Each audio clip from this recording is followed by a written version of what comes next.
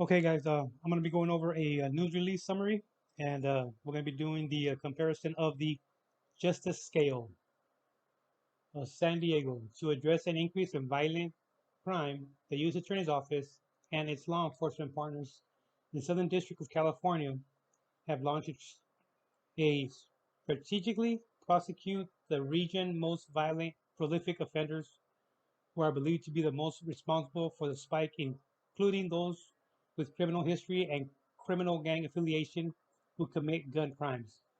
Gun crimes, okay? According to data released in July by San Diego PD, gang related shootings increased 129% in the first half of 2021 compared to 2020. Well, of course, they got the lockdown in 2020, and more than 1,000 guns were recovered pursuant to criminal investigations. Responding to the spike in federal gun-related prosecutions in the Southern District of California increased in fiscal year 2021 by almost 50% to the highest level seen in its office.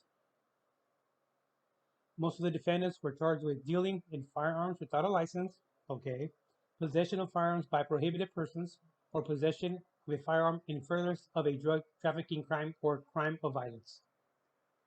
We'll go back to that. We'll come back to that, okay? So here's a couple of examples of actual cases that were actually prosecuted. Okay, August 2021, Smokey from Eastside San Diego, with ties to the Mexican mafia, was sentenced in federal court to 15 years in prison for unlawfully possession of a firearm, possession of methamphetamine, heroin with intent to distribute, possession of a firearm to further of a drug trafficking offense. So he was already on probation when he actually got hemmed up. And in September 2021, an individual, Joseph, by in San Diego, with a long criminal history that prevents him from legally owning guns, was sentenced to 10 years in prison for kidnapping and possession of firearms. Oh, he admitted that in 2019 he held 3 people hostage in his lakeside home. Well, he should have got a little bit more time than 10 years, you know.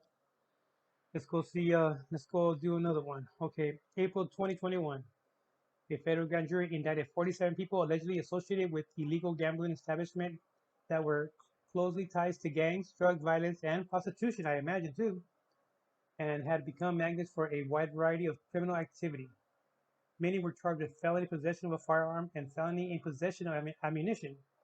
In all, 35 people were arrested, 44 firearms, more than 12 pounds of methamphetamine, just a little bit over $250,000, and 640 gambling machines.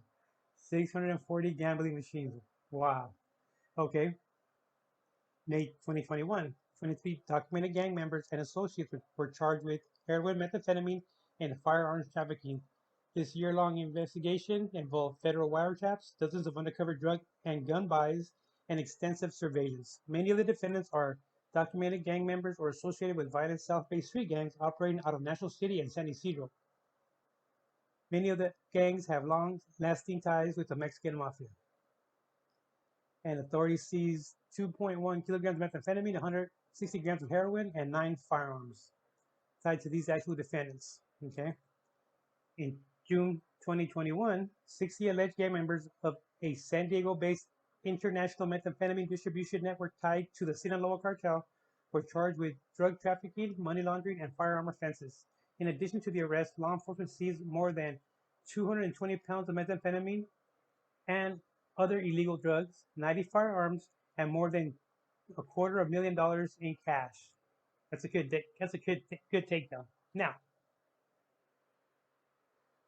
let's go and visit a former sheriff. He probably still is a sheriff, even though he's in supposedly prison. But we know what kind of men's colony he got sent to.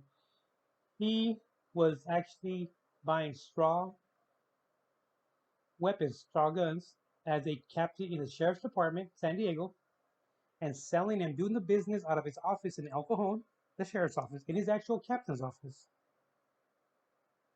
And he was also tipping off his relatives who were in the business, who are in the business of dispensaries, get them the heads up when the raids are coming, pushing off raids, This is all documented, okay? This is all truthful. And was warned by the ATF and the FBI about his illegal gun activity. Was warned years earlier.